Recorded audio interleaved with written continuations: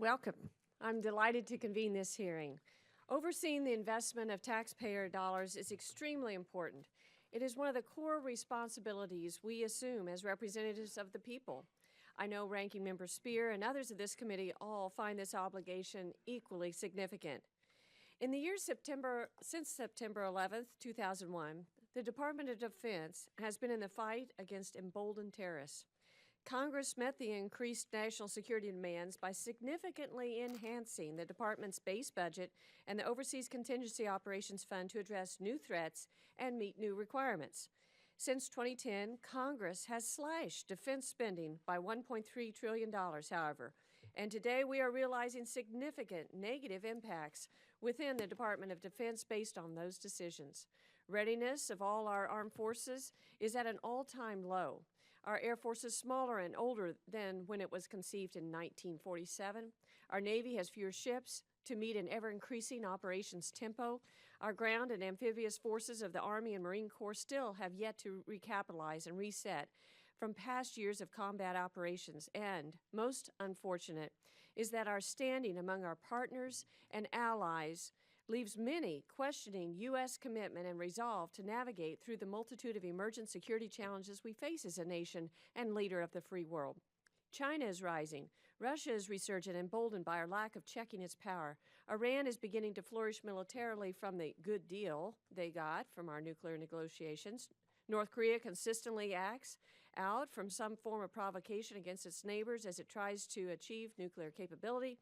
And extremist ideologies are spreading through the Middle East and other parts of the world at alarming rates. In addition to my service on this committee, I'm also privileged to serve on the House Budget Committee, and I'm the only member of my party to sit on both. Many other members of the Budget Committee and I are concerned about the combination of these emerging threats and the desperately low levels of funding we are devoting to defense against these current and developing national security threats. The picture is clear. These threats cannot go unaddressed, and our national defense is in need of more resources to ensure our national security and the common defense is secure. At the same time, it would be very difficult for anyone in this room to dismiss our country's current $19 trillion in debt, and as representatives of those who are ultimately on the hook for that debt, the taxpayers, we would be neglectful not to investigate and scrutinize how their tax dollars are being spent.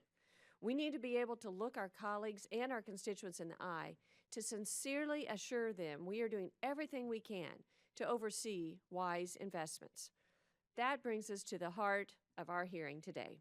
We are here to examine a number of cases coming from the later stages of operations in Iraq and Afghanistan to investigate how taxpayer dollars were spent and determine what, if any, changes need to be made going forward to assure the people their tax dollars are being spent responsibly. Nation building is not a core responsibility of the Department of Defense, yet as major combat operations of Iraq and Afghanistan began to subside in 2010, the department shouldered much of the post-hostility responsibility, primarily because it is large enough and has the ability to provide immediate resources and capabilities. Consequently, the Department of Defense established the Task Force for Business Stability Operations, first in Iraq and then again in Afghanistan in 2010, with similar and parallel goals to support the transition away from war, what is known as Phase 4 and Phase 5 efforts. The task force case studies we plan to discuss today include the Afghan Compressed Natural Gas Infrastructure Project, the Italian Cashmere Goat Import Project, and the housing and security accommodations that task force personnel utilized while deployed in Afghanistan. But not all imprudent spending decisions occur during contingency operations. For example, as the Department of Defense Inspector General previously reported, there have been some problems with the aviation spare parts supply chain of the Defense Logistics Agency.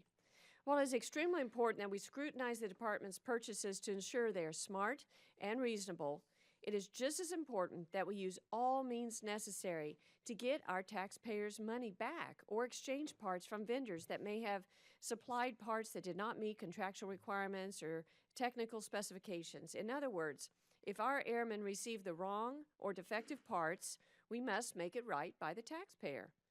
Again, I reiterate the importance of hearings such as this one. We live in a world of vast and expanding threats that require a robust and full response. If we're going to use hard-earned tax dollars to fulfill our obligation to provide for the common defense, we owe it to those taxpayers to rigorously scrutinize how those dollars are spent and the qualifications of those making spending decisions. I look forward to exploring and learning more about these certain high-profile case studies, which, as Department of Defense investigators have recently reported, may have benefited from more exacting standards of how those investments were made. And so, before I introduce the witnesses, I turn to the Oversight Investigation Subcommittee ranking member for any opening remarks she wishes to make. Thank you, Madam Chair, and I thank our witnesses for being here today. I want to especially thank Mr. Sopko and Ms. Wicecarver for the service that you provide to our country and to the taxpayers of this country. Today's hearing includes discussing a herd of cashmere goats. Yes, goats. DOD spent millions of dollars on a project involving shipping male Italian goats to Afghanistan to be mated with female Afghan goats in order to make cashmere.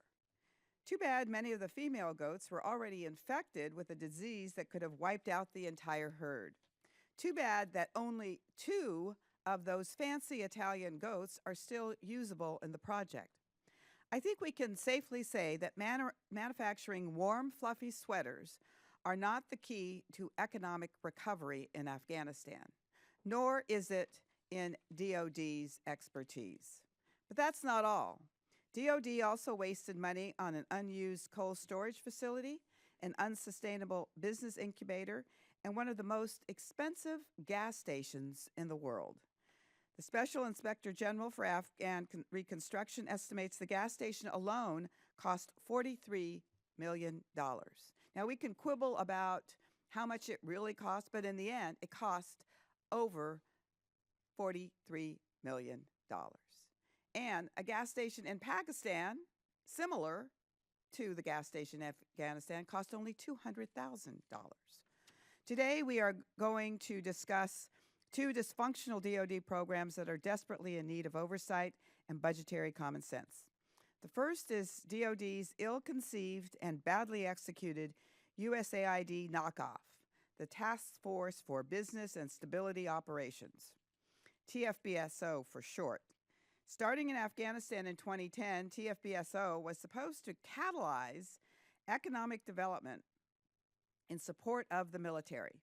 But according to SIGAR, they have received more complaints about fraud, waste, and abuse over the last 2 years than any other organization operating in Afghanistan. Even compared with the old boondoggles in Afghanistan, the short-sightedness and sheer absurdity of these projects is mind-boggling. These projects are tailor-made ammunition for critics of our nation-building misadventure here. We will also discuss poor practices at the Defense Logistics Agency, which put our servicemen and women at risk. At the core of this hearing is, what do we have to show for our money? For TFBSO, I can say that the answer to this question is not much. Here's what we got for the nearly $1 billion spent at TFBSO activities. A defunct cashmere goat farm, private villas for TFBSO staff, and an outrageously expensive gas station. Is that it? We don't know, since the Pentagon apparently no longer possesses the expertise to address the question. Were there any successes or sustainable accomplishments from TFBSO? Or should we have just left economic development to USAID and the State Department instead of using the military as untrained aid workers? As IG Sopko recently said, tasking DOD to do development is, quote, like giving the Postal Service the mission to run our drones in Afghanistan, unquote. The DOD IG's report is equally damning on DLA Aviation and the problems associated with defective parts. For example, the DOD IG found that defective tie-down straps used to attach oxygen hoses to pilots' helmets remained in the inventory even after the Air Force reported that they should be recalled. The flaw was severe. The ties did not hold the oxygen hose to the mask, which could have caused the loss of oxygen to air crew members during flight. The frightening part is these defective ties may still be in DLA inventory. This and other poor oversight and procedures are projected to have cost taxpayers $12.3 million in unrecovered funds over just 6 months. Unfortunately, this is old news. Past DOD IG and GAO reports have found that the DLA has regularly overpaid for spare parts and badly manages their bloated inventory. Today, I'd like to know what the DOD has learned from the SIGAR and DOD IG reports. Has oversight, coordination, and accountability been improved, or will it be improved as a result? Or does the DOD intend to go on wasting taxpayer monies on Italian goats and defective spare parts? We have to remember that we have many competing uses for funding, and wasted funds hurt our troops and their readiness. This is the kind of stuff that belongs on Last Week Tonight with John Oliver, not as a subject of a congressional hearing. On behalf of the Department of Defense, I apologize to the American taxpayers for the wasteful spending that's gone on. And with that, I yield back. Thank you, Mrs. Spear. I am pleased to recognize our witnesses. I want to thank them for making time to be with us. Today we have Mr. John Sopko, the Special Inspector General for Afghanistan Reconstruction, Ms. Jacqueline Wicecarver, the Acting Deputy Inspector General for Auditing from the Department of Defense, and Mr. Charlie Lilli, the Deputy Director of Aviation and Head of Aviation Contracting Activity from the Defense Logistics Agency. So thank you all for being with us here today. So we'll begin now with your opening statements. Mr. Sopko. Thank you very much. Chairwoman Hartzler, Ranking Member Spear, and members of the subcommittee, I'm very pleased to be here again to discuss SIGAR's activities in Afghanistan, in particular our review of DOD's Task Force for Business Stability Operations, commonly known as TFBSO, and 3 specific aspects of that operation that the Chairwoman asked me to look at or to comment on. The first one dealt with the construction of a compressed natural gas program in Afghanistan. TFBSO spent approximately $43 million to construct such a gas filling station in Sherbagan, Afghanistan. The project was intended to take advantage of Afghanistan's natural gas reserves and reduce the country's reliance on expensive imported gas. However, SIGAR has been unable to find any evidence that TFBSO considered the myriad potential obstacles to the success of the project, including the lack of a natural gas transmission and distribution infrastructure, the cost of converting gas-powered cars to run on compressed natural gas, as well as the lack of a market. As a result, the project failed. The second project you wished us to discuss has to do with TFBSO's spending of $150 million, or approximately 20% of their overall budget, on providing private villas and security for their staff while in Afghanistan.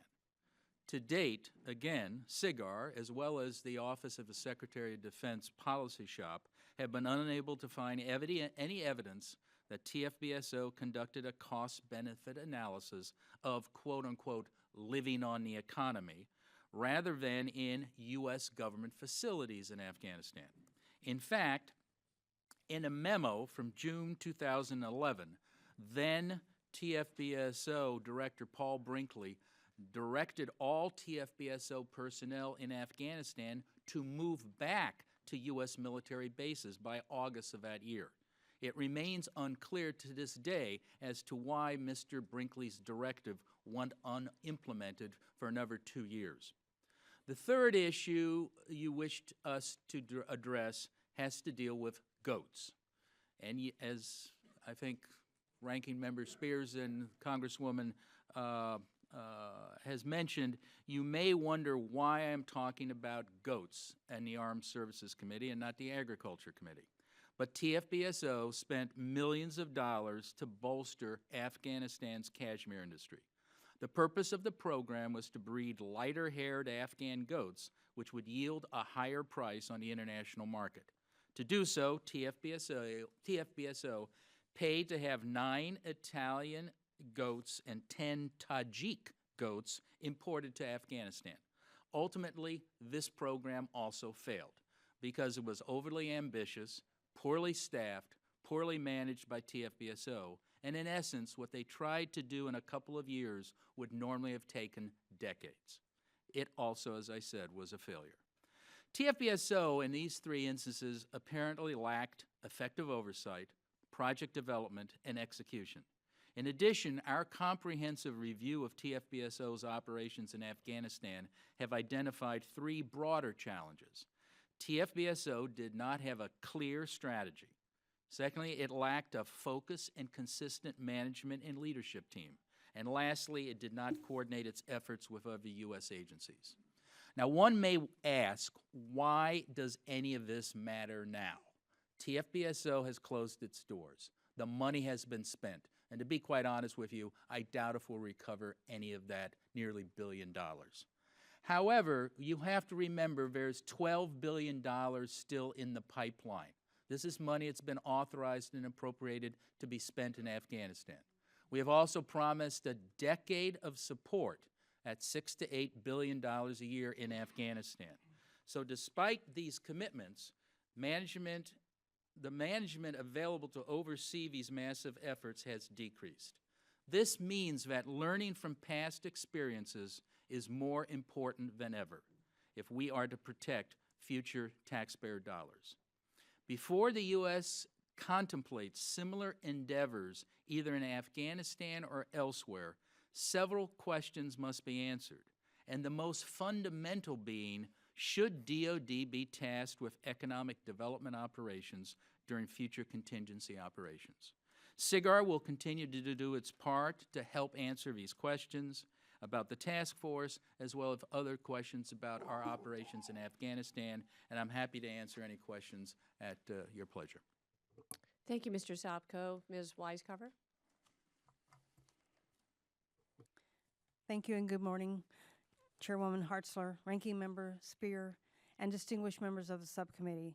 Thank you for the opportunity to appear before you to discuss our audit of the Defense Logistics Agency aviation process to obtain restitution for contractors that provided defective spare parts. We audited DLA's Product Quality Deficiency Reporting process.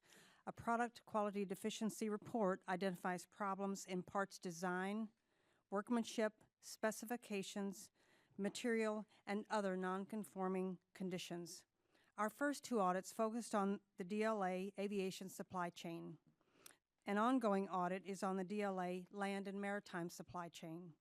Today, I will discuss the second report on DLA aviation's processes to obtain restitution from contractors for defective parts. I request the report be submitted for the record. Based on the results of our finding for 65 sample items, we projected for 269 stock numbers contractors supplied defective parts, and DLA did not recover at least $12.3 million in restitution for those defective parts. We found that DLA Aviation missed opportunities to hold poor-performing contractors accountable and for DOD to receive the appropriate restitution. DLA's shortcomings in pursuing and obtaining restitution left defective parts unaccounted for in DOD inventory, negatively impacting warfighter and safety and readiness. To pursue and obtain appropriate contractor restitution, the DLA needs to complete 4 steps, either independently or with assistance from other designated personnel, such as users or Defense Contract Management Agency. Let me go into further detail. DLA did not ensure that contractors responsible for defective parts were contacted and that restitution was pursued. DLA did not adequately research DOD inventory to remove and to identify and remove defective parts. While DLA usually searched its own depots for defective parts, it rarely notified DOD customers to search their inventory for defective parts. DLA did not always return defective parts to responsible contractors to receive replacements or provide instructions to DOD customers or DLA depot holding defective parts, and did not follow up to ensure that the instructions provided were properly implemented. Finally, DLA did not properly track and maintain oversight of defective parts returned to contractors to ensure that appropriate restitution was received. In most cases, a failure to successfully complete any one of these steps prevented or limited DLA's ability to pursue and obtain appropriate restitution for the defective parts. I would like to share two examples, one which Congressman Spear already talked about, where the readiness and safety of our warfighters were jeopardized. First, the 412th Maintenance Squadron at Edwards Air Force Base, California, issued a deficiency report on tie-down straps, stating that the straps broke, causing loss of oxygen to air crew member during flight. These tie-down straps, valued at $1 per 100 straps, were considered critical application items and were used to attach oxygen hoses to pilots' helmets. DLA investigated the deficiency report and determined that the contractor was responsible for the defect. The contractor had delivered 52,314 tie-down straps on the contract. In response, DLA searched its depots and located 16,701 of the defective tie-down straps. The remaining 36,613 of the tie-down straps were unaccounted for in the supply system. The second example, we reviewed a deficiency report investigation for the C-5 aircraft that had defective co-pilot control wheels, valued at about $36,000 each. The 436th Maintenance Squadron at Dover Air Force Base in Delaware initiated this deficiency report and stated that the improperly manufactured parts prevented the control wheel assembly from being properly installed. The deficiency report further stated that continuously changing the component caused a work stoppage, hampering the ability to complete the required maintenance. The deficiency report investigation determined that the contractor had provided 30 defective control wheels. The contractor replaced 3 control wheels and agreed to replace the other 27 upon receipt. Although DLA instructed its depot to ship the control wheels to the contractor, it could not produce any evidence when asked that the control wheels were ever shipped or the restitution was received. For both examples, DLA did not notify other customers who purchased the remaining defective parts and request a search for DOD inventory. We made 5 recommendations in our report to DLA to address the deficiencies identified during this audit. The Director of DLA agreed with the recommendations and stated DLA would complete corrective actions by March 31st, 2016. We did not receive formal written response outlining the status of the corrective actions. However, a DLA official informed us that several actions were either planned or in progress. This concludes my statement, and I would be happy to answer any questions you may have regarding this audit. Thank you, Ms. Wicecarver. Mr. Lilli? Good morning, Chairman Hartzler, Ranking Member Spear, distinguished members of the subcommittee. I'm Charlie Lilli, the Deputy Commander of the Defense Logistics Agency Aviation, headquartered in Richmond, Virginia. DLA Aviation is a field activity of the Defense Logistics Agency, the Department of Defense's Combat Logistics Support Agency. DLA's mission is to provide effective and efficient global solutions to warfighters and our other valued customers. We're a global enterprise which manages nearly 5.1 million lines through 9 supply chains which provide virtually every consumable item to our military forces required, including food, fuel, medical supplies, uniform items, and weapon systems repair parts. DLA Aviation is the lead for more than 1,340 aviation platforms and systems and acts as the U.S. military's integrated material manager for more than 1.2 million national stock numbered items. Last year, we delivered repair parts valued at roughly $4.2 billion, procuring those items from more than 4,500 unique suppliers. On average, we receive about 2,400 deficiency reports annually, and of those, about 20% or 480 reports represent defective material.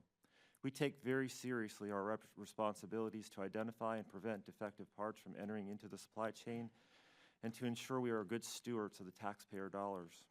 We appreciate this opportunity to discuss the findings of February 23rd, 2016 DOD IG report and inform you of the actions we have taken and will take to improve our processes to obtain restitution from contractors that provide deficient spare parts. We recognize the issues identified in the report and concur with the recommendations. We agree that the oversight and management control of this program needs to be strengthened and have taken aggressive action. Our first priority was to ensure that defective parts are removed from the supply chain to mitigate any impact on our warfighters and readiness safety.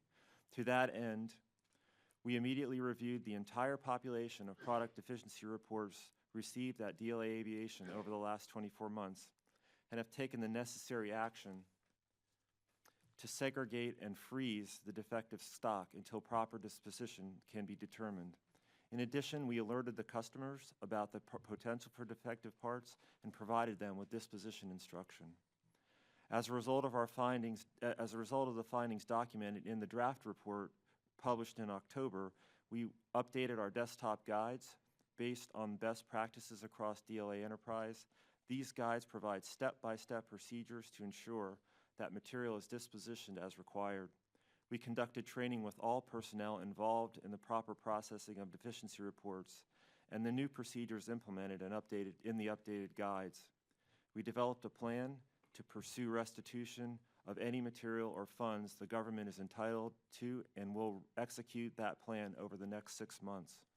Finally, we are establishing both first-line and senior-level oversight procedures, corporate metrics, and a surveillance program to enable us to more effectively manage this program in the future. As an enterprise, the Director of Logistics Operations initiated a review of all DLA supply chain deficiency reports discovered since January of 2014 to validate the removal of deficient items from inventories. In addition, DLA has established an enterprise-wide supplier restitution working group consisting of cross-functional team members who will thoroughly evaluate the requirements for enhanced oversight of the PQDR process, examining from a process and systems perspective what changes would be required to improve visibility and facilitate the resolution of these cases. Madam Chairwoman, distinguished committee members, we have gained a valuable insight from the DODIG, and we appreciate any feedback that improves our support to our warfighter and strengthens our management controls. As a retired Navy flag officer, as the father of 2 daughters, both naval officers, one currently deployed in the Middle East, and the father-in-law of a Marine Corps V-22 pilot also deployed to the Middle East, I assure you that no one takes this issue more seriously than I do. Thank you for the opportunity to testify today, and I welcome your questions. Thank you to all the witnesses for your testimony. This is very, very important to not only our national security, but certainly to the lives of our service members. I want to start with Ms. Wicecarver, Mr. Lilli, because we are talking about 2 separate instances of potential waste or inefficiencies in the Department of Defense that we want to look at so that we can address and get better. One was from the past, as Mr. Sopko indicated. The program dealing with Afghanistan Reconstruction has ended, but we have a lot of lessons learned there, so we want to talk about that for the future. But I want to start with you because this is something that is currently going right now as we have pilots in the air and that we have planes flying. We want to make sure that the parts that are in those planes are up to the specifications they need to be, and no warfighter is in danger. So, Ms. Wicecarver, it is apparent that defective parts DLA received from its vendors made it into the services supply chain. Did your team find any instances in which any of the defective parts were installed in any end items as replacement parts for repair or returned to service? Madam Chairwoman, we did not find as a result of this, but we do know they're in the supply chain because they left 36,000 plus straps in the supply chain, and we know that they're there. We don't know if they've been on a flight put in. Customers were not notified, but I believe that they are in the supply chain and should be pulled. Yeah. So Mr. Lilli, what are you doing to try to find these 36,000 parts that are potentially still out there on our pilots' helmets? The way that we go about identifying and finding parts that are in the customer's inventory is to provide what we call a supply alert. Each service has a screening activity which is then responsible for working with their individual service customers to alert them to the deficiencies of the potential deficiencies of the parts and then work to have them notified and then coordinate the return of those materials to our defense depots. So as a result of the audit, when we were alerted to this incident, we went back and ensured that that notification was sent, and we sent an additional notification to once again reinforce the fact that we have this potential. We'll be dependent now, though, and we'll continue to work with the services to try and identify parts that are in the inventory and pull them back. And in addition to all this, in 2008, this particular they call it a tie strap, but it's a zip tie, a small, about 2-inch piece of plastic zip tie that you put on and hold that hose to the helmet. So those zip ties were identified with several other sizes of zip tie in 2008 as a potential problem. And in 2008, the inventory that's in DLA warehouses was frozen and has been frozen since that time. And in 2008, those particular zip ties were included in a larger suspension where our customers were notified. So we back in 2008, and those, by the way, those particular products have remained in litigation since 2008. That litigation was finally cleared in 2014. The result of that litigation was that the customer representative that faced the Department of Defense for that company was disbarred. He's no longer available or allowed to do business with us, and we fined that company, and we received $400,000 back for the deficient material. Mm-hmm. Well, that's good. Now, didn't you just complete your audit fairly recently, Ms. Wicecarver? Yes, ma'am, in February 2016. Okay, so we're in April of 2016. You just released this in February. So I understand, Mr. Lilli, you've only had a couple of months to start making corrective action. So, and we appreciate your commitment to doing that and the steps you've already taken. What procedures will you follow to track this 36,000 ties that are out there that are defective? So you've sent the alert. How will you know whether they have turned them back in, they've recovered them? Is there a checklist, or how will you have assurance that this has been taken care of? As a result of the audit, we've taken several steps to improve and strengthen our processes.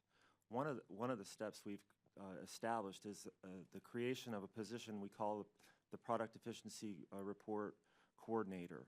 We have now assigned one person, an individual, who's going to be responsible for monitoring PQDRs from the day that they're established in the system till the day that the material is actually returned back to the system as repaired or refunded to us.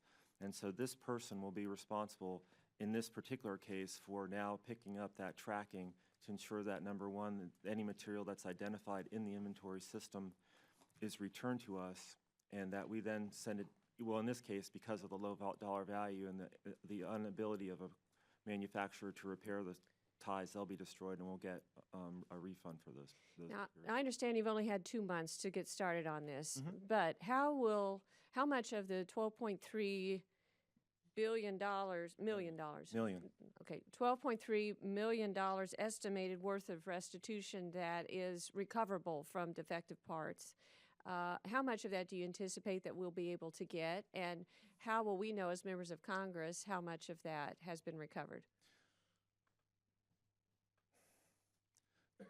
We are conducting a comprehensive review of all the PQDRs that we have in file. Currently, we have gotten through half of them. There are 1,077 total over that time period. We've gotten through half of them and have determined that for those PQDRs, we've recovered $3.5 million as a part of our normal process. So those are things that have been recovered before the audit.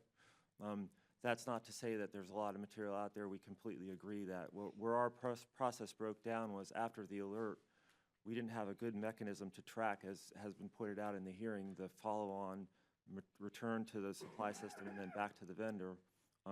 So we have 500 now PQDRs that we're working as a result of our comprehensive review. We have a line-by-line, step-by-step procedure to go and take for each one of those 500. We have inventory in the system.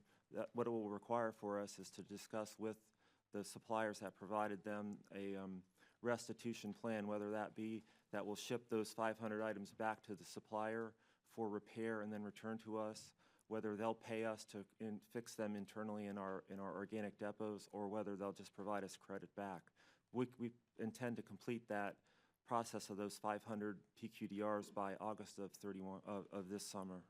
Okay, very good. And I know I have other questions for all of you, Mr. Sopko, but I'm going to let my colleagues ask their questions and move on, and then we'll come back to another round. Ms. Spear, ranking member. Thank you, Madam Chair. Deputy Inspector General Wicecarver, this is not the first report that's been done on DLA to suggest that they are not doing their job, is it? No, ma'am, we've issued several reports. How many?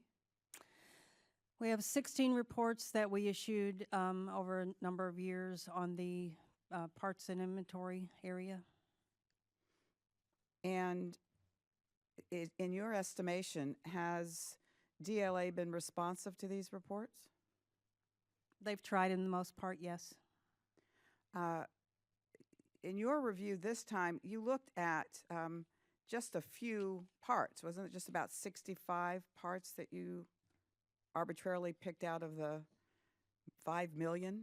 We actually did a statistical sampling and came up with 65. That's so that we could get our arms around, if you will, what we are going to audit. We try to do them in a timely manner, and so we do statistical sampling so we can project across the whole of the parts. So 5 million lines of parts, you took 65, and of those 65, you were able to determine that at least one in particular was so defective that it could put at risk those pilots flying planes, because this part had been determined to be defective when?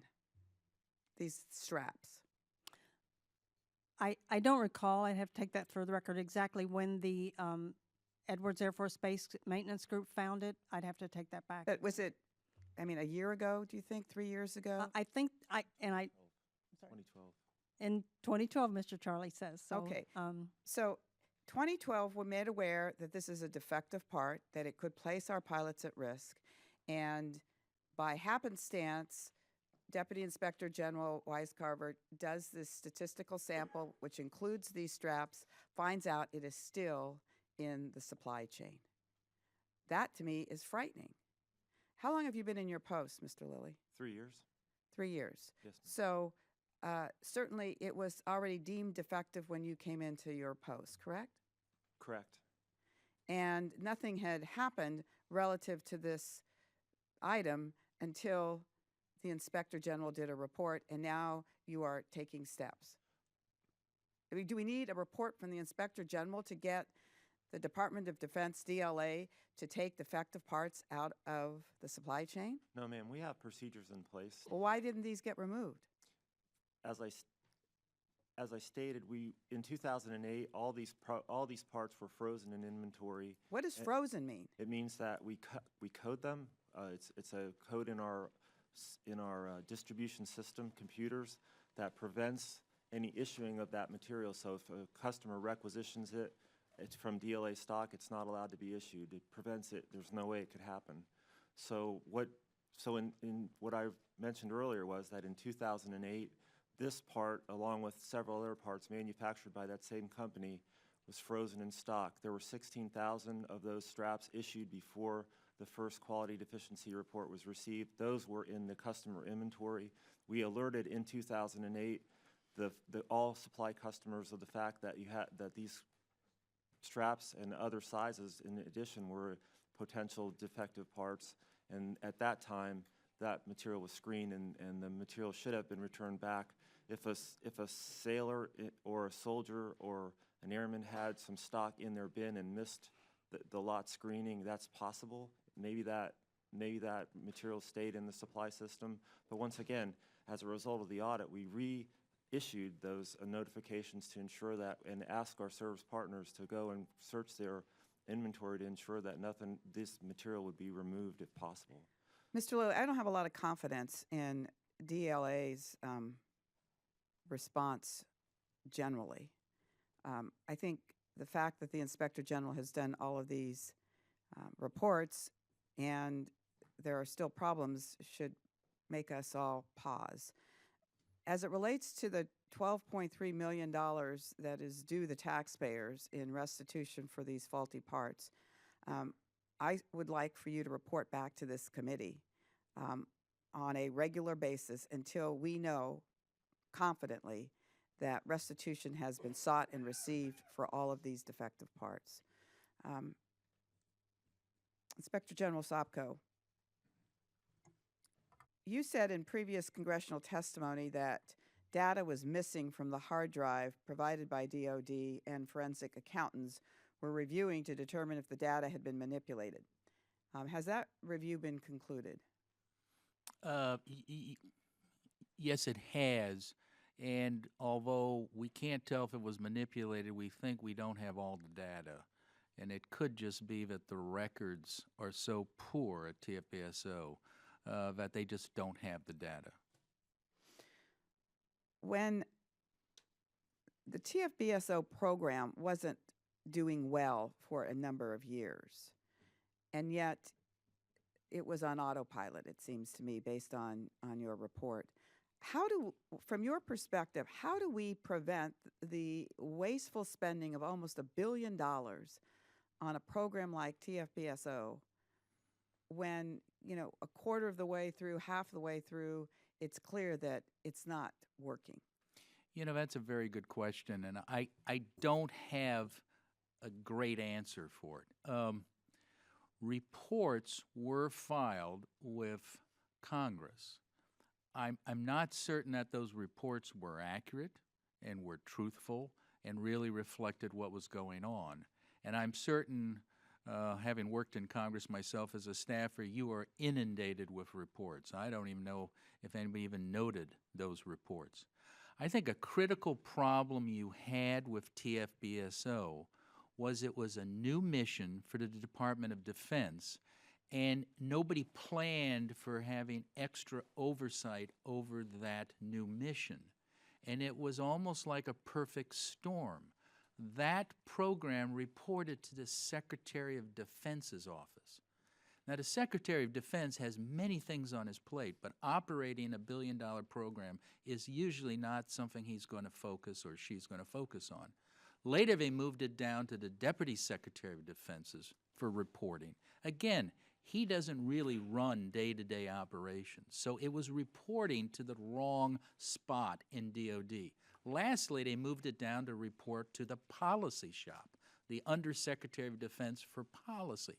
Again, maybe very good in policy, but normally the policy shop does not oversee day-to-day operations of an agency. And I think that was one of the critical problems. And nobody really read the reports and the warning signs. I know the House Armed Services Committee raised some concerns about this program early on. And then some of the legislation raised those concerns. But apparently it fell through the cracks.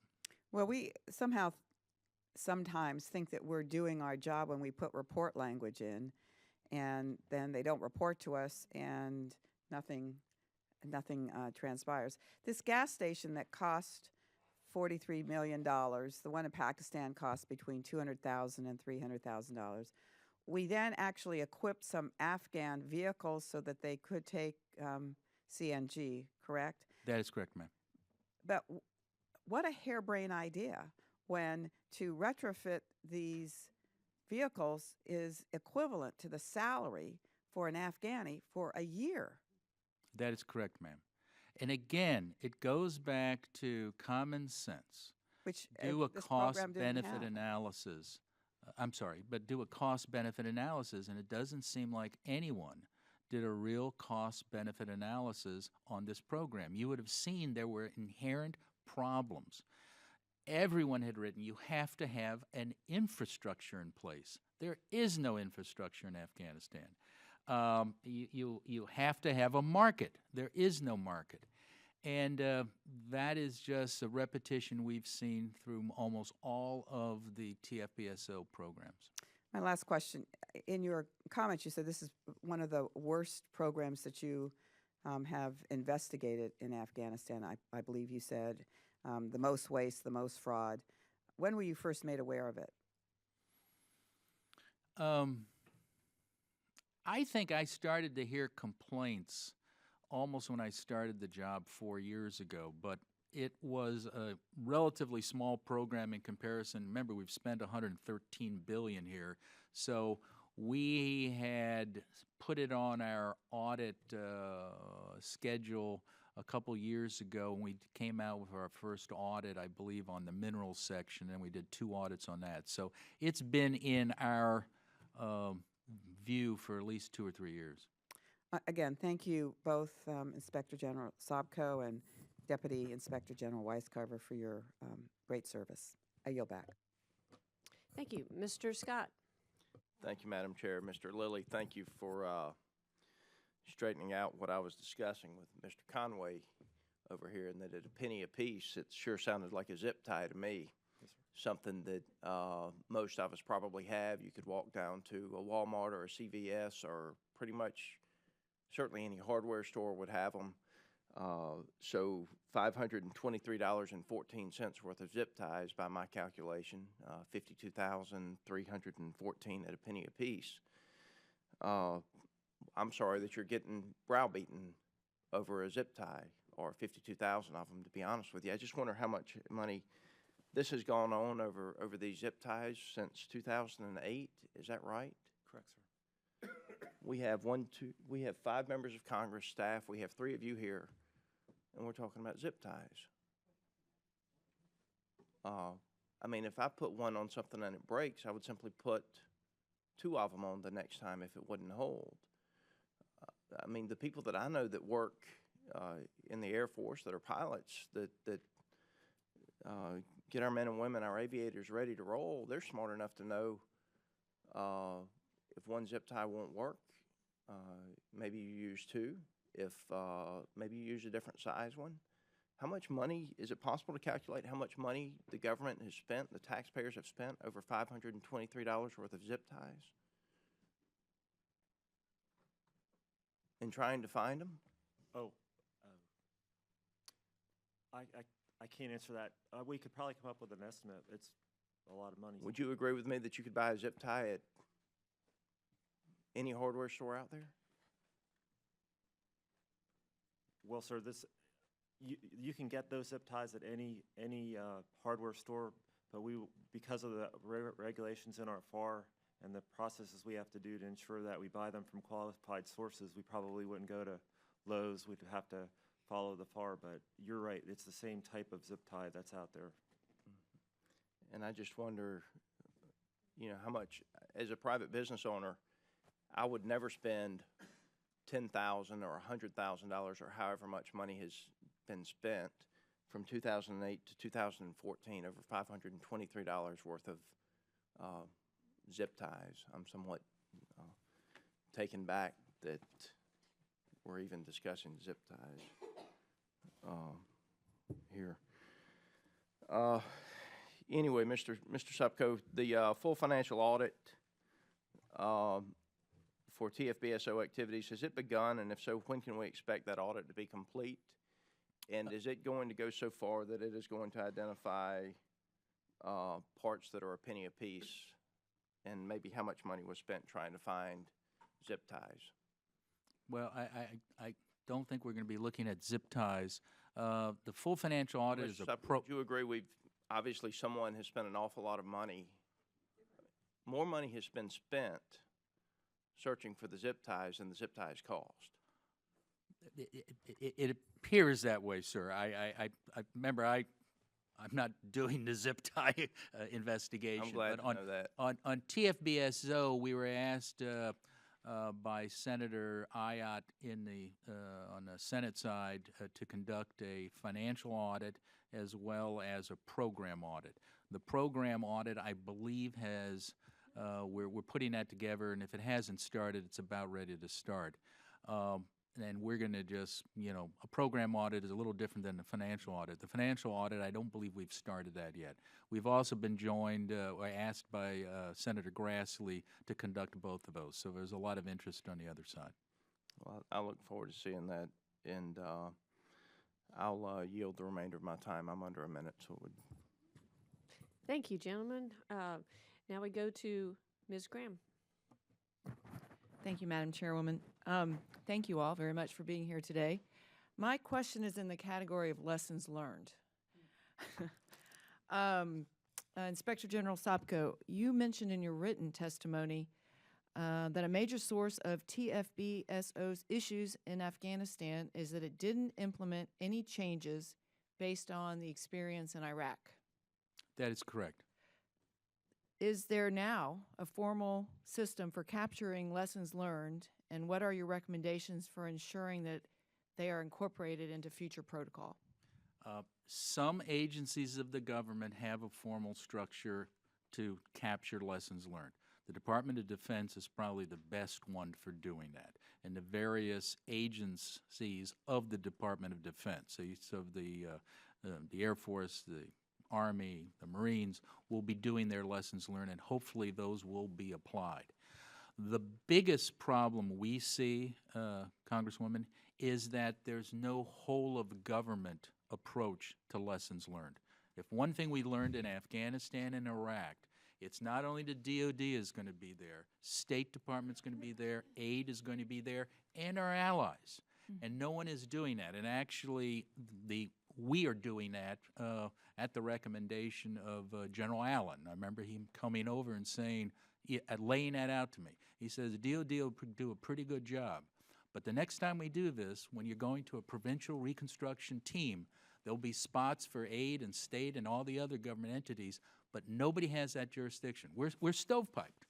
DOD will do their lessons learned, but nobody's doing the whole of government. So we're actually embarking upon that at the suggestion of General Allen and other people, and we're hoping to do that. The other thing I would seriously consider is neither state or aid have the system of doing lessons learned in their budget as well as the staffing to do it like DOD does, and that's going to be an inherent problem. I would agree with you. In every facet of life, you need to learn from the past and do better in the future. Well, thank you, I guess. Mr. Lilli, I would ask the same question of you. It's not your fault, by the way. I understand, Inspector General. Is there a formal process by which DLA has incorporated lessons learned into its processes and procedures? As a result of our audit, we learned a lot. And we have 5 recommendations that we're implementing. As I mentioned earlier, in DLA Aviation, we've taken and reviewed all the PQDRs to make sure that we recover all the money, and we'll report back as we were asked. We've also frozen and made sure that that stock is frozen and said it can't be issued, and alerted our customers.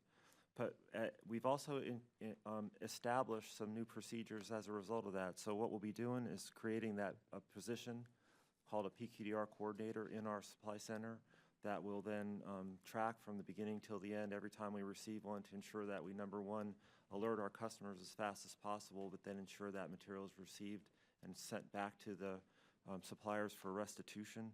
We've also established some first-line supervisor and senior leader oversight to include checklists that have to be signed as we go to ensure that that process is done correctly. In addition to that, we have some corporate metrics now that we track the opening and closure of each one, the total number and the total age of those PQDRs. That report is provided by the coordinator to myself and the commanding general once a week. So we'll be tracking that to ensure that never happens again. On a broader scale, those lessons that we've learned as a result of this audit and this review have been provided to the DLA headquarters. And as I've mentioned earlier in testimony, the DLA director has established a working group to take a look at the entire process across DLA, and through that working group, we'll take the lessons we learned, incorporate them into the overall review, and then come up with a total revision of the process that will hopefully be better and will allow us to have tighter control and execute our responsibilities for stewardship in a better manner.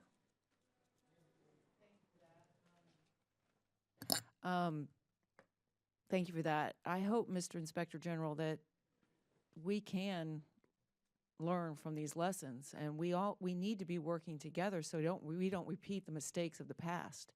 I don't know where to start with putting that in place, but seems to me that when we're working as the United States of America is working overseas in various countries, all aspects of our country need to be working together to make sure we're doing it efficiently and effectively. So I'm out of time, but if you want to respond. I agree wholeheartedly with you, and hopefully our lessons learned program will help in that process. But remember, there is a difference between lessons observed and lessons learned. There are a lot of reports on the shelves, but very few people sometimes read them, and they're not put into doctrine and put into the training. And before somebody goes back out to Afghanistan, whether he's a Foreign Service officer, an aid officer, or a captain in the Marines, he should be given a document which tells him what have we learned from Afghanistan before, what have we learned from Iraq, what have we learned from other experiences. And that is what people keep coming back to me. I mean, we do these audits, we do these reports, and I have been approached by many people in the administration and on the Hill saying, so what does it mean? And how do we do it? And I understand that frustration, and that's why we have this Lessons Learned program we put together, brought in some very bright people, and trying to get buy-in from the various agencies. That's what General Allen encouraged us to do, and so we're following on his guidance. Hopefully, it'll help. Great. I remain ever hopeful. Appreciate it. Thank you. You bet. I yield back what time I do not have anymore. Oh, ladies, time has expired, and that's one of the reasons we're having the hearing as well today, Mr. Sopko, is so that we can flush out the concerns that we've had and learn as we go forward. Now, Mr. Conaway from Texas. Well, thank you. Just to make sure, I'm a CPA, and my license is still current, because I'm one election from being back in public practice. Spent a lot of years auditing. Mr. Sopko, when you come to a circumstance like this filling station, gas station, that just absolutely makes no sense in hindsight, did you have access to the documents that were prepared and put in place in the decision-making processes that were there to come to these conclusions? I mean, when you have a circumstance that makes no sense, we typically don't have all the facts available to figure out how the decision makers, who, unless you want to project malfeasance on them, we're working to try to do the right thing. And did you look at how they got there, what the rationale was for it? To be honest with you, Congressman, we did not have full access to the records. So the $1 billion spent, all of it was wasted. Is that your conclusion? No, not all of it. I mean, So we did build a gas station. Well, that's a waste. Yeah. That's a waste. But it was built. And there are. Well, how well is it functioning today? Well, Oh, I'm sorry. I'm just trying to figure out if it was 100% error. Great, got that. Yeah. But did you find any successes whatsoever in the deal? We found a few successes. Okay. But the problem is, we measure inputs, outputs, and outcomes. The output was you got a gas station. The output was you actually got 400 taxi drivers, I believe about 400, got their cars converted at U.S. taxpayer expense. They're very happy. I'm not trying to defend this deal. Yeah. I'm just trying to make sure that we understand the circumstances. Yeah. Ms. Wicecarver, total dollars spent over your audit, not you personally, but your auditing, how much money spent by DLA over those 16 audits that you made reference to? Total dollars spent. Trillions? Not a trillion, no, sir. We had about All right, you did a statistical 300 sample. You did a statistical sample. My dust off my old audit stat stuff. You do a statistical sample in order to project the error rate across the bigger piece. yes, sir. So you found the error with the zip ties. Your overall conclusions on your statistical sample, what was the error rate throughout the entire universe of what you were auditing? 90 to 95%, sir. So 95% of what DLA spent, they spent wrong. Correct. Of the sample that we collected. So do you expand your sample? No, sir. Why not? Because we had enough, we So thought. make sure to get the record straight here. They spent $500 million? Not on this, not on these parts, sir. No. Why would you do a statistical sample if you're not trying to extrapolate that over the bigger? You're not going to look at all 5 million parts. Is that what you said? How many parts were you in your universe, ma'am? 269. And you audited 65 of them. Yes, sir. Okay. And of that, you're saying that of those 269 parts that you audited, 95% of the money spent was spent incorrectly? We weren't talking about the dollar spent. We looked at actually the product deficiency reports that we're reporting and how All right, that all equals dollars and cents. I understand that, but I'd have to get back to the record specifically what it is we're talking about. We just projected because So of of the time. 269 parts, your conclusion would be that 95% of those parts were deficient. No, sir, we had a 95% confidence rate on our sampling, is what I'm saying. No, ma'am, that's not what you said. My question was, what was the overall projected error rate within the overall universe? And you said it was 95%. I understand the 95% confidence, that your 65% is representative of the whole. What I'm asking, of the 65% that was wrong, that you found wrong, how much of that do you say is in the full universe of 269 parts? Of the 65 that you audited, how many of those had problems? I'm sorry, how many of those had? Had audit deficiencies that rose to this conclusion that the zip ties were out of whack? Well, we had many examples in our report and in our All audit. right, don't. I'll have to take it for the record. I guess I don't All right. understand. Are you an what you're auditor asking. yourself? I'm sorry? Are you an auditor yourself? Yes, I am. Okay. Why would you use a statistical sample of a universe? What's the purpose of statistically sampling rather than looking at the whole universe? Timeliness of the report so we can get the evidence out to the agency. Isn't it to look at a small sample? If you don't have any errors in that small sample, you're 95% confident that the rest of the universe is okay. Isn't that a better explanation of why you statistically sample something? And you statistically sample 65, you pick 65 on a statistically sound basis so that you can say, all right, we're going to look at these 65 so we don't have to look at all 269. We looked at the 65, and the error rates, or the whatever you want to call them, in this 65 leads us to believe that the universe of 269 is either good or bad. And so what I'm trying to figure out is, you found the error with this one part, however insignificant it might be, but it was because it was statistically picked, it has a greater significance to the overall conclusions. Because if you can't get the little things right, you're not going to get the big things right. So you looked at 65, you got at least one, the zip ties that you had a problem with. What else did you find among the 65 that you then projected to the greater inventory? As I said, we found many of the 69 that had problems. Okay, I don't have a clue. I don't know, ma'am. I don't have a clue what the word many means. I'm asking, of the 65, we got a discrete universe of items you looked at. For the record, would you please get back to us with a better explanation on what the value of the statistical sample was? Because if you're not going to use it from a statistical sampling basis, why wouldn't you pick the top 10 most expensive parts and look at those, as opposed to picking zip ties? You only pick zip ties because you're trying to get a, all right. On the failure of the zip ties, and I know I'm past my time. Mr. Lilli, did the zip tie fail when it was snugged up against the, when did it fail, and what did that failure result in? Because when we use the words, our warfighters had put at risk, those are pretty inflammatory words, and those are words we ought to pay attention to. Help us put in context. There's an air hose coming off the helmet going to somewhere in the cockpit. You snug it up with a zip tie. What was the point of failure? That first snip, or somewhere during the life of that zip tie being on there? No, sir. Actually, the failure was discovered as they were putting the zip ties on the hose itself. So in the routine maintenance, I read the PQDR that was submitted, and in the routine maintenance of replacing. All right. So the point of failure is known before the helmet goes on the pilot's head. Yes, and before he takes off the ground. In the case of this particular PQDR, exactly right.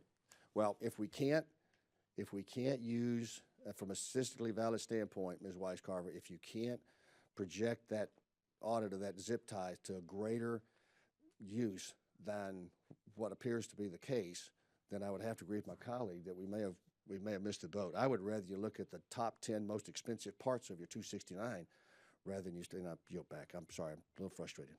Yield back. Gentleman's time has expired. Ms. McSally.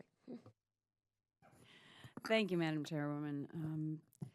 And let me just follow up on the previous line of discussion. I was in the military for 26 years, and I often would call them lessons identified, not lessons learned. And when you say the military is the best at it, we have some significant shortcomings. You know, we're good at having conferences and maybe writing things down, but because of some of the things that were identified even in here, because of high turnover and you know, motivated people trying to bring their own bright ideas and their new assignment in, we are reinventing the wheel all the time in the military. When I read the testimony, when we look into the details of these failures, it is just infuriating to me, honestly. My last assignment was at U.S. Africa Command. We were intended to try and have a whole of government combatant command. We had members of USAID and Office of Foreign Disaster Assistance with us on the staff.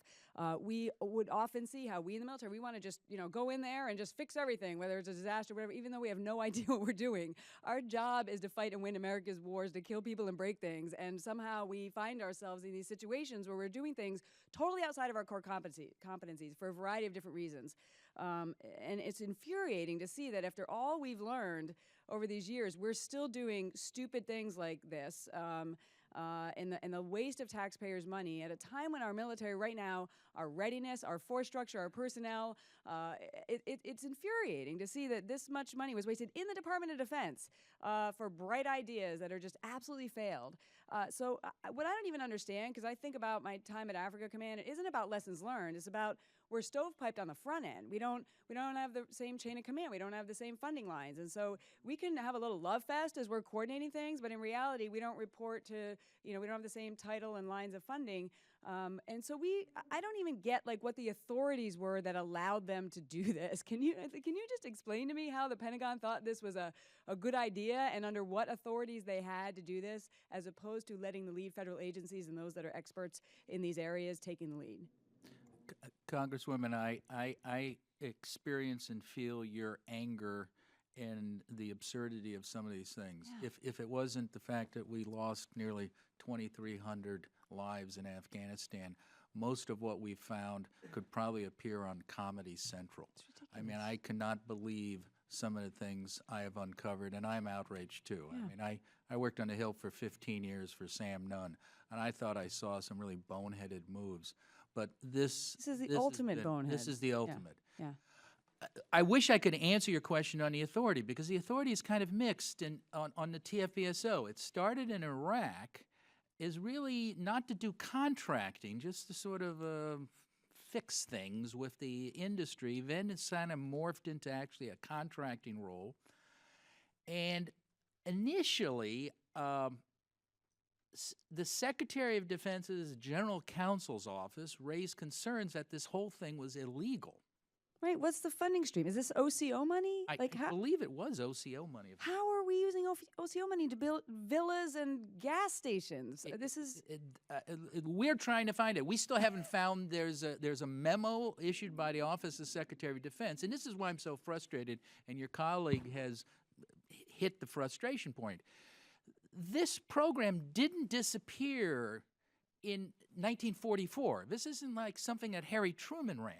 This program went out of existence less than a year ago, and I could not find a soul in the Department of Defense who could explain any of these questions. I call this there's a rare case of amnesia in the Department of Defense. I had to fight to get those records, which Congresswoman Spears asked me about. The amount of records I got for TFBSO, fewer than one of my staff has on her cell phone. Yeah. The gigabytes. Right. So this is the most bizarre investigation I have done, and I've gotten so much pushback from the Defense Department on this $1 billion program. Now, we have looked at some of the major parts of it, but I follow the lead of your colleague. We're not, you know, there's many more billions of dollars that have been wasted and at stake. So we did not want to focus on TFBSO. I did not want to turn this cigar into the TFBSO Inspector General. There's many more problems out there. But every time we open a rock or uncover a rock, something crawls out which just sort of you can't understand.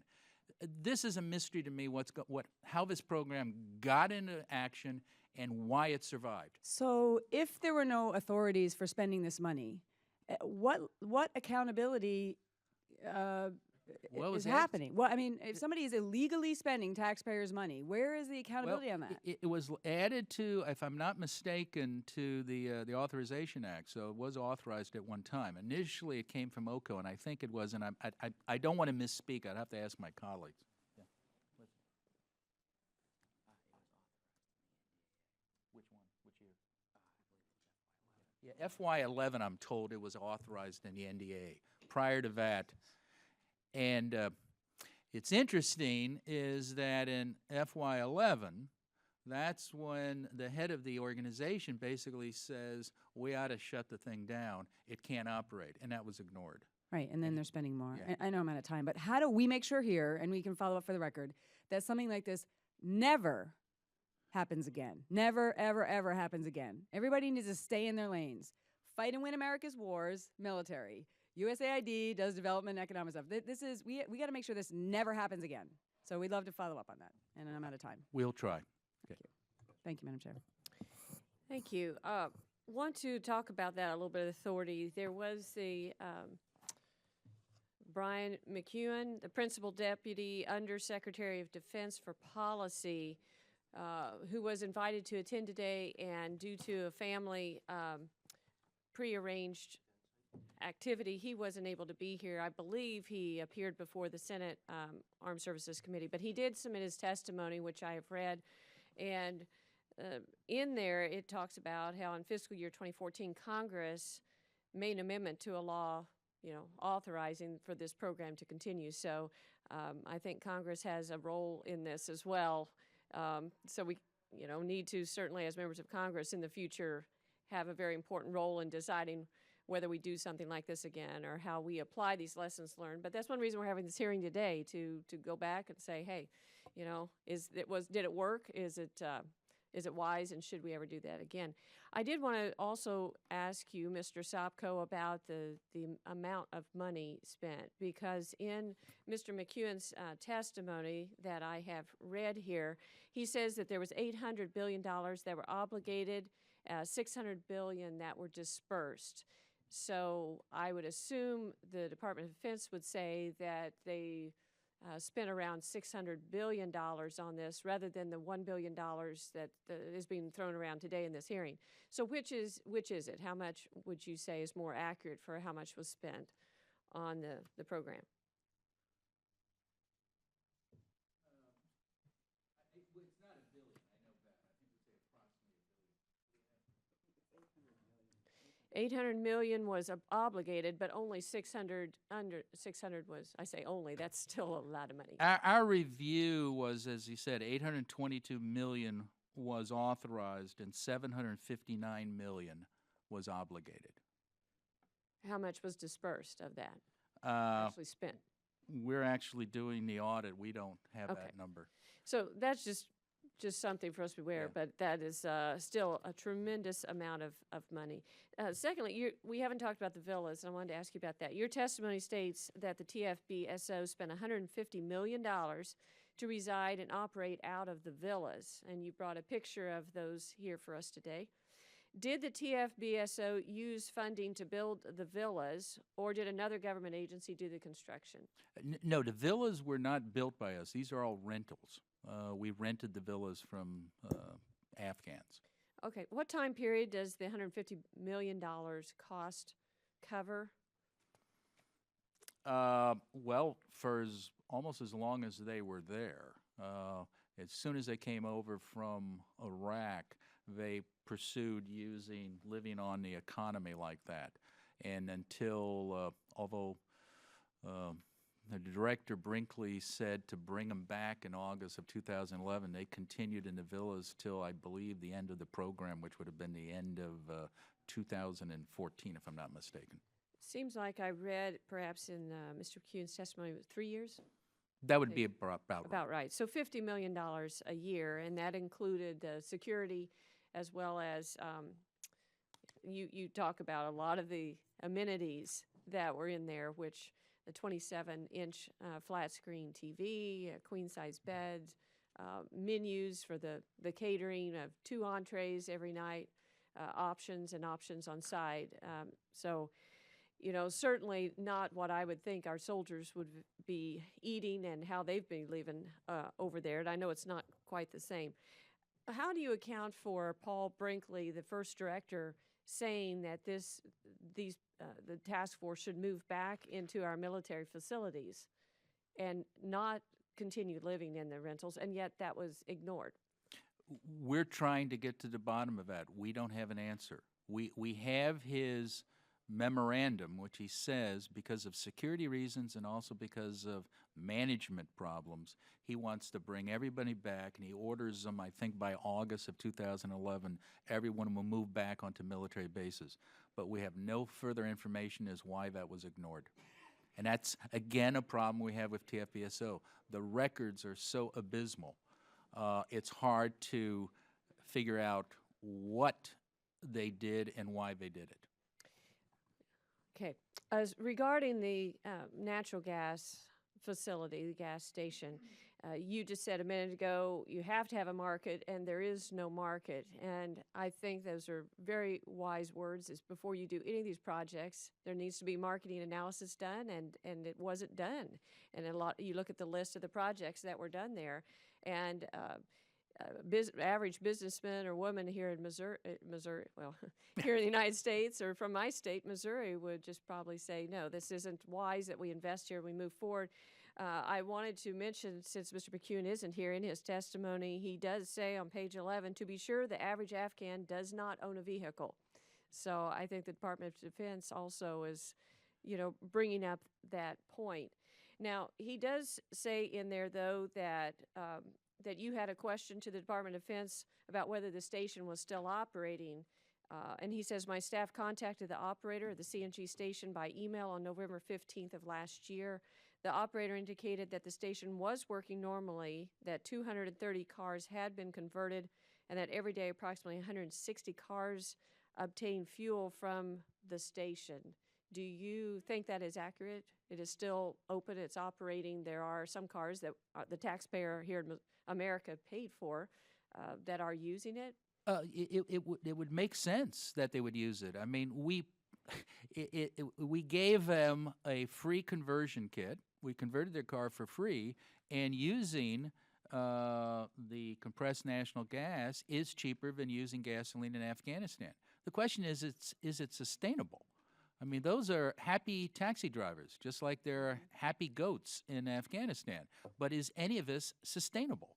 And the purpose of this program wasn't to make a bunch of taxi drivers in Sheboygan rich at U.S. taxpayers' expense. You got to go back to the documents, and we do have some of the documents as to what the purpose was, and they didn't attain it. So I go back to it. The input, we know how much was spent. The output was they did do a gas station. They did convert cars. But the outcome was to create a market and in all over northern Afghanistan. And that never occurred. And the reason is because no one ever looked. There was no infrastructure. Okay, so I just wanted to clarify, because earlier in this hearing you said the project failed in your opening comments, but yet you would not say, I mean, it is operating. So you're just using that terminology just based on. Yeah. But what they were, it was supposed to accomplish. Gotcha. You know. Okay, I just wanted, for the record, we should, due diligence, clarify that. And I wanted to get into the testimony of the Department of Defense that was submitted regarding the cost, because I know you and the Department of Defense have been disagreeing on that. The number $43 million cost of the compressed natural gas station, has been used. So did the gas station itself cost $43 million alone, or was that the cost of the entire compressed natural gas station infrastructure project that also include refurbishing the existing pipeline, purchasing new pipeline for installation, for funding? I will say that in Mr. McCune's testimony here that he submitted, he says the cost for the entire project was $5.1 million, and that is for actually the infrastructure. And then he alleges that you extrapolated the consulting cost over the entire country and projected all of those overhead, the $30 million overhead cost for that onto you. And I may be, summarizing, not adequately summarizing what he's saying there, but I would like for you to kind of share what your thoughts were on how you arrived at the $43 million cost. Is that really accurate? And how do you disagree or not with what the Department of Defense alleges it only costs? Well, I haven't seen Mr. McEwen's testimony, but I remember testifying with him before. The approximately $43 million number is not SIGAR's number. We did not compile that. We found that in the records we uncovered, and it was records prepared by a contractor for TFBSO. We spoke to the contractor. He prepared an economic impact assessment for TFBSO, was paid $2 million by TFBSO to do it. In his report, when we interviewed him, he is the one who gave us the number. He broke the number down by direct costs, indirect costs, subject matter expert costs, overhead costs. Those were his numbers that he got from TFBSO. So first of all, those are the Department of Defense's numbers, not ours. Secondly, when we interviewed him, he said and gave us records about a back and forth between his office and TFBSO over the preparing of the economic impact assessment. Many times that assessment was reviewed and approved by TFBSO way before we came in to do the audit. As a matter of fact, the director of TFBSO approved those numbers. The director actually changed other numbers related to the gas price, but never changed that $43 million number. This is the best number we have. We acknowledge that the records kept by TFBSO are abysmal. We actually interviewed a comptroller employee who Mr. McEwen sent over to try to review the records, and he said he thought the number was wrong, but he couldn't come up with a better number either because the records are in such poor shape. So we're stuck with this number, but ultimately the taxpayer paid, U.S. taxpayer paid $43 million. Whether it included that gas station, whether the overhead numbers are correct or not, it's the best number we can come up with. If we can find a better number, we will report it. Right. But so far, no one has given us a better number. Okay. Thank you for that explanation. Ranking Member Spear. Thank you, Madam Chairman. I'm not interested in quibbling over whether it was 10 million or 43 million when we know in Pakistan they built it for $200,000 or $300,000. The real question is, does TFBSO belong in the Department of Defense? Should the Department of Defense be engaged in doing economic development? And I think the examples that Mr. Sopko has provided us make it clear that we should not be in this business within DOD, and it's not part of their expertise. Now, I do want to point out, I think that Brian McEwen tries his darndest to try and defend the program, but in the end, he does say, and I'll quote, "I am skeptical that the Department of Defense is the natural home for this mission of promoting economic development." So regardless of why he goes about trying to defend it, he comes to the conclusion that we shouldn't be doing that. And Mr. Sopko, as our Inspector General on Afghanistan Reconstruction, has done an extraordinary job, I think, over these number of years, pointing out where we fail. And to everyone's point that has been made here, just pointing out is not good enough. We've got to clean it up.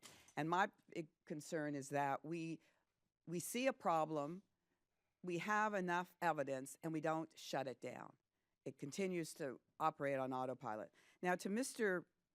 Scott's comments and also to others, I think in fairness to Ms. Wicecarver, it wasn't just the zip ties that they looked at. And in her report, she talks about the defective co-pilot control wheels for the C-5 aircraft valued at $35,000 each. The investigation determined that all 30 parts provided on the contract were defective and that the contractor was at fault. DLA Aviation searched the DLA distribution depot inventory in March 2014 and identified that 23 of the remaining defective control wheels were being stored at the DLA distribution depot in Warner Robins, Georgia. DLA instructed the DLA distribution depot to ship the parts back to the contractor. However, DLA aviation officials did not respond to our inquiries about the 23 control wheels, and DLA transaction data showed that the defective control wheels were never shipped from the DLA distribution depot in Warner Robins. According to DLA Aviation, could not produce any evidence that it received restitution for 23 of the 27 defective parts valued at $825,000. In addition, DLA Aviation did not notify the other customers who purchased the remaining 4 of the 27 defective control wheels. So it wasn't just zip ties. We were looking at more expensive equipment.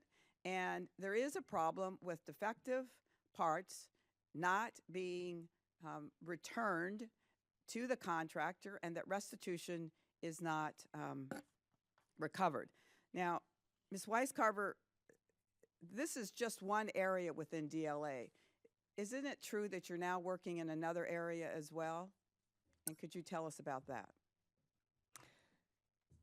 Yes, ma'am. We have some ongoing audits on price reasonableness. We have some on inventory. Both of those areas we have worked in the past and we are working in the future on. Isn't there one you're doing about marine parts that's underway? We are looking at the land and maritime area in DLA, the same type audit, if you will, just on a different area, land and maritime. Besides the zip ties and these wheels, are there other examples of parts that were in the chain, the supply chain, that restitution was not sought and that were continuing to reside within the supply chain? Yes, ma'am. We had about 6 other examples in the report. Switch and bracket part, and the other one was there's several of them. We have pictures, and and that's in the full report that I put for the record. All right, I yield back. Thank you. Mr. Scott. Thank you, Madam Chair. Sir, you testified on the zip tie issue that they were identified prior to being put in flight, so no crews ever lost oxygen or anything along those lines from those zip ties? That's correct, sir. The report that I have before me reads, causing loss of oxygen to aircrew members during flight. It doesn't say could have potentially. It says causing loss of oxygen to aircrew members during flight. I ran up to my office. This is a zip tie. This is what we're talking about. It's a single-use item. When you do any type of work on the helmet, you would cut the old zip tie off, I would assume, and replace it with a new one. And if the new one didn't hold, you would grab another one from the bin and put another one on it. Is that pretty much the way? Yes, sir. That's the way that. And I think the problem is one is I think your people should be commended for identifying the problem prior to putting it in flight. So thank you for that. And I know you've got a lot of family in the military, and if I'm not mistaken, spent some time yourself there. And I'm glad to have you in the position you're in. I will tell you the idea that that 36,000 of these are specialized aviation parts is ridiculous. And I hope you don't spend any time or waste any time looking for them. I hope you just get rid of them if they don't work, and you can go buy some more somewhere. You've got to have the flexibility in anything that you do to discard things that are just not worth more than a penny. It doesn't make sense to spend dollars tracking them down. No private business would do that. The other thing I'll tell you is I'll get the facts on the C5 wheel. I know those people well. Robins Air Force Base is in my district, and those are very skilled people that work at that facility, and I have no doubt that if a part needed a minor modification, that they have not only the tools, but they have the talent to make a minor modification to anything that may have come in, and I will seek that out and find that myself. But I would like to know this, ma'am. When the zip ties, you identified that as 36,000 potential problems. Are those are the 36,000 zip ties identified as 36,000 individual potential problems? No, sir, what I said was they were left in the inventory. Well, I'll yield the remainder of my time, but I think that disposable parts that are worth a penny apiece shouldn't be part of the, what'd you say? I prefer Home Depot. Home Depot being a Georgia company, but I agree with you. I mean, the reason it costs so much to do anything for the government is because we micromanage every aspect of what the people at the DLA do. With that, I yield the remainder of my time.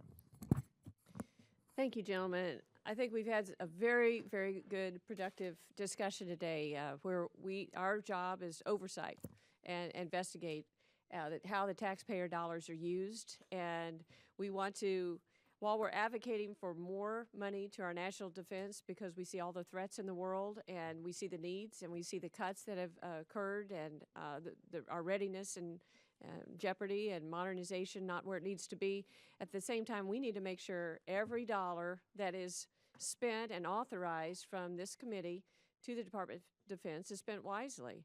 And we need to make sure that our men and women in uniform are safe. And so I appreciate your work, Mr. Sopko. I appreciate the lessons learned that we are learning. And I agree with my colleagues as well as the gentleman from Mr. McCune from the Department of Defense, and I was going to bring up that same quote in my closing statement here, that we need to question whether the Department of Defense should do this again, should take on this mission, because there clearly was perhaps some mistakes made over there and some money that was spent that could have been spent more wisely. And so thank you for your work there, and thank you as well with Ms. Wicecarver and Mr. Lilli for what you do. We want to make sure that parts, I'm familiar with farm equipment business, and there's parts and service, and it's important when there's a defective part. If it is something that I appreciate my colleagues' comments about zip ties. I think that there's a lot of wisdom in that too. We ought to have common sense mixed in here. But if there are major parts that could endanger our warfighter, we need to make sure that they're not only returned, make sure they're not put back onto the airplanes or whatever the equipment is, but also that restitution is made. If there's a warranty, we need to turn it in, get that money back for the taxpayer. Or if it's a defective part that's of major consequence where we could have it replaced, it needs to be followed through. So thank you, Mr. Lilli, for the efforts you are going to make, and I look forward to the reports that Ms. Spear requested, and I agree with, to keep us apprised of how this is going. So thank you all very much for participating. This hearing's adjourned.